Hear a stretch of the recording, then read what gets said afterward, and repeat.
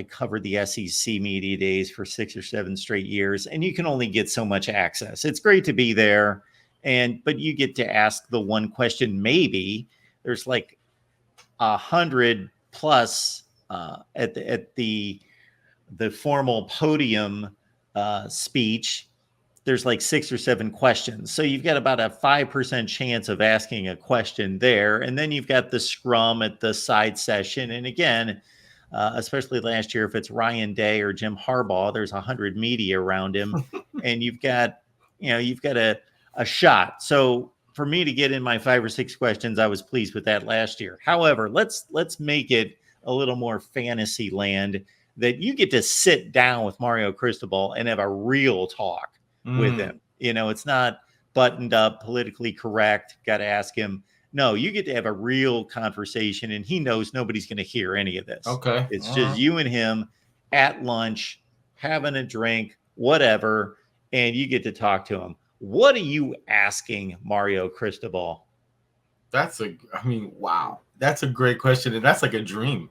If I could get him off the record, that would just be I think like a miracle. For me, first one I would want to know 100%. I've already thought about this a million times. Is what were your honest to God, off the record thoughts when you said, "Oh, I want to come back," and you saw the state of what the program really was like that you were coming back to?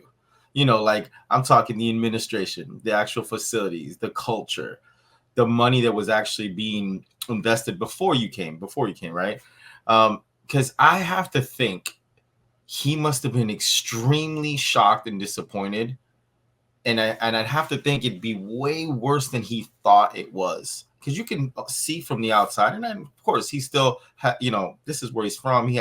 I'm sure he had contacts, but I've heard rumblings that it shocked him. It really shocked him how much the rebuild was really going to have to be. And I would love to get his words, just off the record, like you said, because he could be candid on how bad the shape of the program, how bad it was compared to what he thought because he was here, he played here, he coached here, he grew up here. That would be my first question to him, because I think you'd get a real direct, probably blunt, shocking answer. And that's a great way to take the conversation, because I got to admit that I'm a little hard on him, because I've looked at it like this. I understand that he has upgraded the recruiting. I understand that he has a vision for this program. And as our buddy Cam Underwood likes to say, he tore down the structure. He tore it down. And he's just starting to, fill the basement, and he's bringing it up from the very bottom. But at the same time, I look at it like this, and you brought up a lot of other components to it that are important, because I've looked at it as simply he inherited a roster that was pretty much a top 15 roster in terms of recruiting rankings, and they didn't have many losses. This is really at the outset of the portal, right when it was starting to kick into gear. So for all the things that we could complain about and have justifiable criticism of Manny Diaz, he did recruit rather well, not at Mario's standard, but recruited rather well. And he was given a fairly decent roster, and he's had these 5-7 and 7-6 seasons against fairly weak schedules with a decent roster. I'm going to push back a little bit on that, because I feel that if you look at the last 15 to 20 years, Miami's consistently recruited in the top 15, even maybe top 20. And in the ACC, 85 to 90% of the time we've stepped on the field, we've had a better or more talented roster. The issue here has been in the internal development, the internal commitment financially. The culture was atrocious. I knew things that were going on with the team in the locker room that I was in shock, being on old school, that I'm not going to name any coaches, but they were allowing to go down, So I guess on one end, from a talent, just raw talent, recruiting, I agree with you, but they never were developed here. And the culture was so bad. I feel that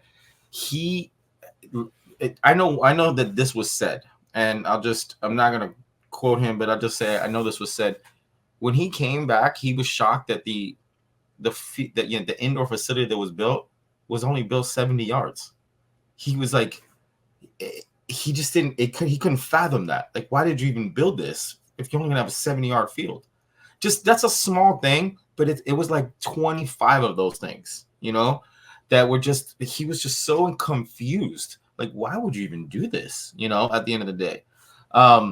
So I guess, on one end, talent-wise, yeah. I mean, in the ACC, the ACC hasn't been strong other than like 2 or 3 teams, historically in the last, 15, 20 years. But we were a mess. I mean, I call it how I see it, a mess, just a complete mess. You can have the shiny toy all you want, but if it doesn't, like I said the other day on the show, I said, I felt like we were going out and getting the car that had a beautiful paint job, rims, tinted windows, a beautiful stereo, but we didn't even check under the hood. We didn't know if the transmission worked. We didn't care if it had a carburetor, but it looked nice. And we had a lot of that without any substance, and I think Mario, what he's been doing, and I don't think we're, I think we're still a year or 2 away from really having the roster that he would like, but there's some substance coming into the program. There's like real, it's not the paint that chips, it's a solid foundation, but we'll see. I mean, you still have to coach and stuff like that, but that would be my first question for sure, because I think he would literally be like, it was embarrassment.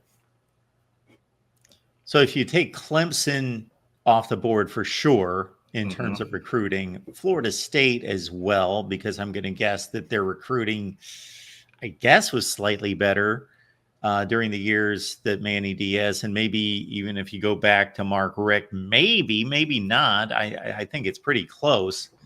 So you're talking about, like, if you take the better programs other than those in the ACC, like NC State, North Carolina, they're recruiting in the 20s and 30s, that you're saying with a really good head coach who's put together a good staff, who's given support, who has the facilities, who has the structure in place, not the constant change of having to replace the last coach who replaced the last coach who replaced the last coach and all that, that you can outplay a team that's maybe consistently 15 spots higher in the recruiting rankings. I 100% think that, and I can give you several examples, not just in the ACC, but across the board. I believe coaching and culture are massive in college football, unless you're talking about the top 6 teams in the country. Because then, I mean, you could play against Georgia, and Georgia can come in with their D- game, and you still have to play your A+ game most of the time just to make it competitive, right? But I talk about coaches like Braum that's at Louisville now. Look what he's done with a lot less, just because he's a good coach and the culture was good, right? Mac Brown at North Carolina, say what you want about that he's older or whatnot, he runs a real respectable program. He puts guys in the NFL every single year.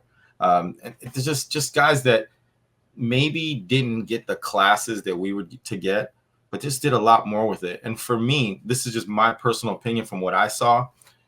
The separation that I saw in college football between the Canes, from what they were to what they became, like up until right now, really, to be honest, is the financial commitment from the inside wasn't there. So you got those type of coaches. You got those type of things happening when you don't have that type of financial commitment.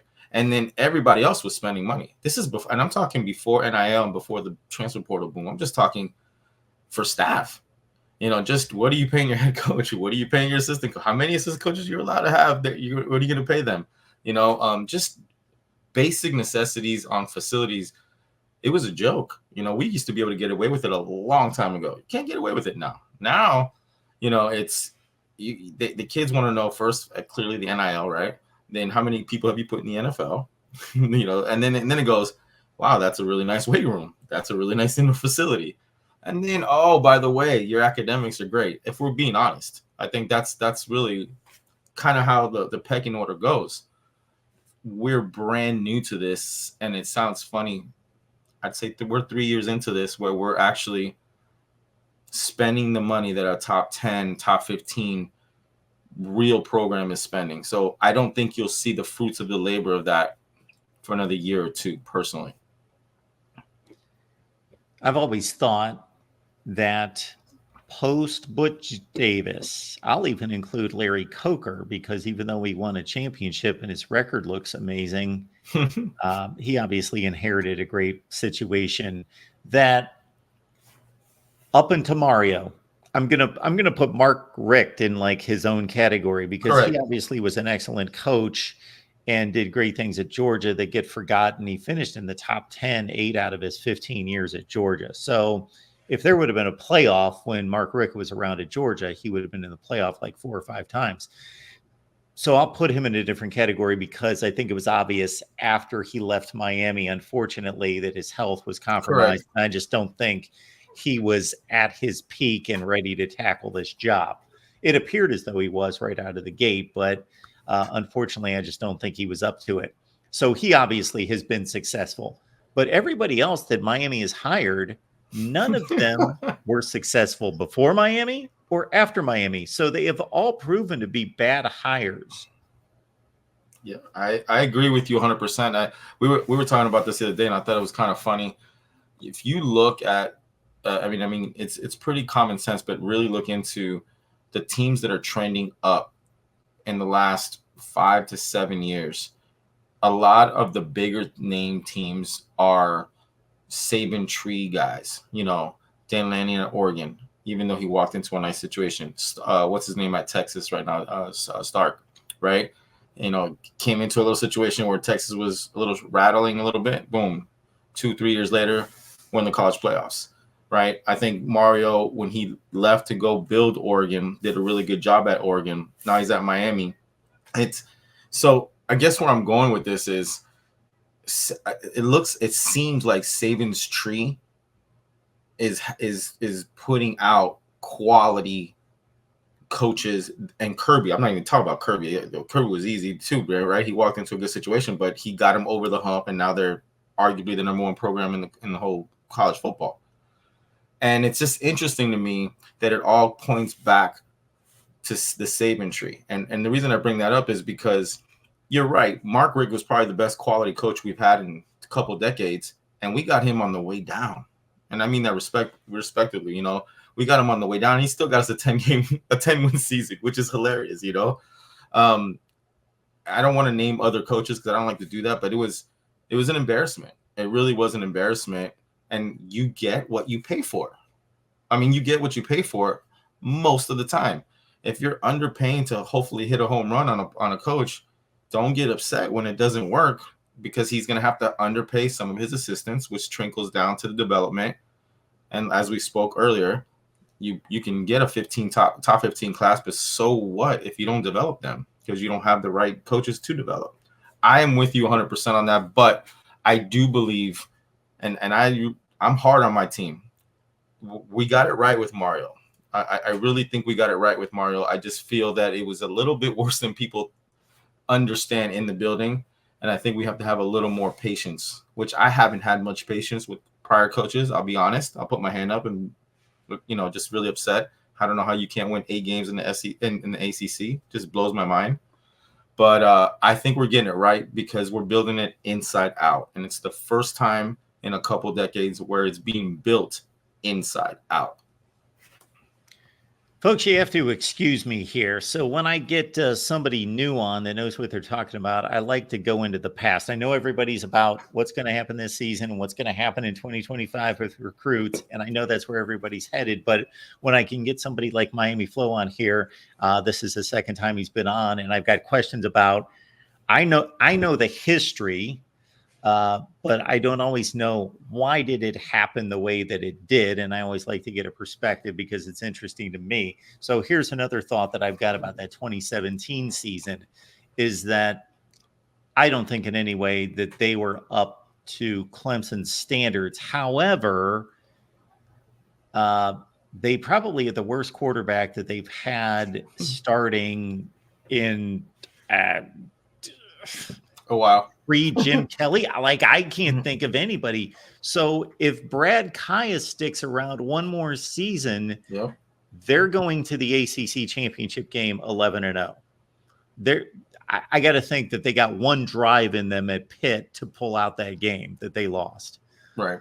So they go to the ACC championship game at 11-0, and then maybe they do have, even if they drop the ACC title game in a closer game, they have more of a special season, and maybe it catapults them into something else. And then again, maybe, and Mark Richt has a top 10 class.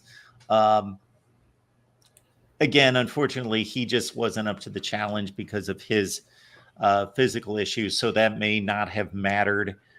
May just have been a one-hit wonder. But I always think of the what ifs and those sorts of things. I like to chime in. I mean, when I've been blessed to be around the program pretty close for a long time, and any alumni that you can get that's played there was someone that, you know, important, I would say. And if you can get them off the record, I would almost guarantee you they would echo what I'm about to say. We were never going to have permanent success until we cleaned out that administration. It was not going to happen. We might get a little excited, you know, a little bit. 10 games, and even that season, some of those games we pulled out, we had no business winning, but we won them. So on the, you know, if you go back, there's 10 wins there, right?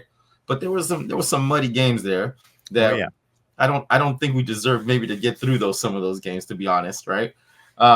If we're being completely honest, I don't think we were a 10-game team, you know, but we were on paper. So it depends on what side of the, you know, glass half full, glass half empty. But our inside that building was so anti-football that it wasn't. I never really felt excited that we were going to do anything that would have consistency or sustainability, because, again, we were not spending any money, like, at all, so that you couldn't grow the program like most of the teams, even in the ACC. And I'm talking from the AD to some of the boosters to it was very difficult and frustrating, because I feel like a lot of people were enjoying that we're down because we were so flamboyant, arrogant when we were on top. And then, you know, we got caught doing the corruption thing with that guy, and then we got sanctioned, and, you know, it was like a domino effect after that. And then the school just was kind of scared to spend money and just did everything's safe. This is a safe guy. This is safe. Don't just run a football program.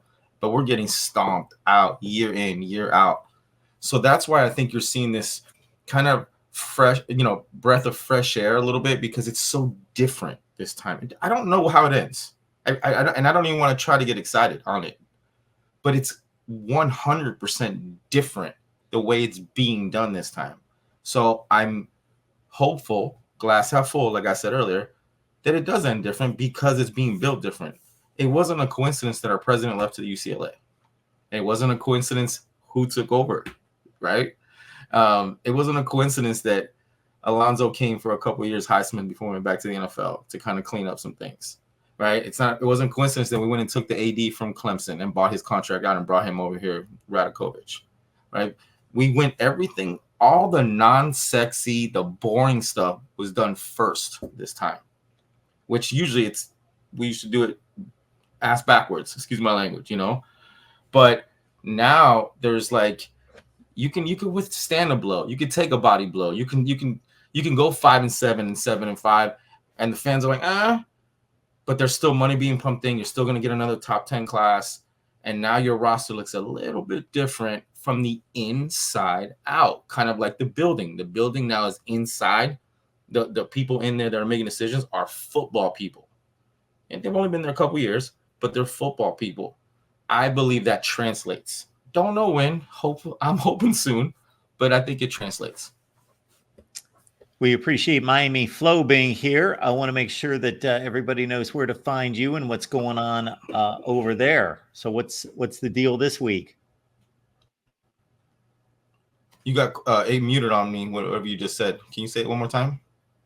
Oh, my bad. Don't know. No, I don't think it was you. I think it was on mine. What's going on at your channel this week? Oh, I'm sorry. Yeah, I just saw your lips move. I didn't hear nothing. I think it was me. I hit the mute button.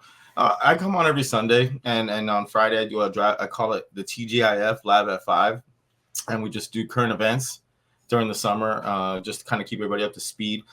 clearly we always do a little bit recruiting on the channel, but we just try to give the fans some content during the summer when everybody's losing their mind, hoping for fall to get here like yesterday. It's tough. It's tough. Like we were talking off the air. I know your schedule is incredible. I don't know how you keep up with it. I have a hard time just keeping up with my channel, so I can't even imagine how you do it. But yeah, we just try to give good content and make it accurate, and we get emotional. We have a great time on the channel. Good stuff. Glad that we've connected. We've had some good conversations, so we appreciate you being here. Appreciate it. Mr. HD, we will win the state this year, Mark. What do you think about that? Again, if we're talking on paper, I mean, we have a beast of a team. We should win the state this year. You know, we're playing Florida. We're playing Florida State. We're playing University of South Florida. And people laugh at University of South Florida, but I mean, anyone saw the bowl game that they had last year, and that quarterback's coming back. I mean, clearly on paper, we should be the favorite in all these games. But until we do it, I am going to take one game at a time. I'm going to try to I have PTSD. I always tell everybody of what's happening. So clearly on paper, I think we're good this year. But let's play the games. You know, I feel the Florida game is a monster game for us. So let's get by Florida, and then we'll talk.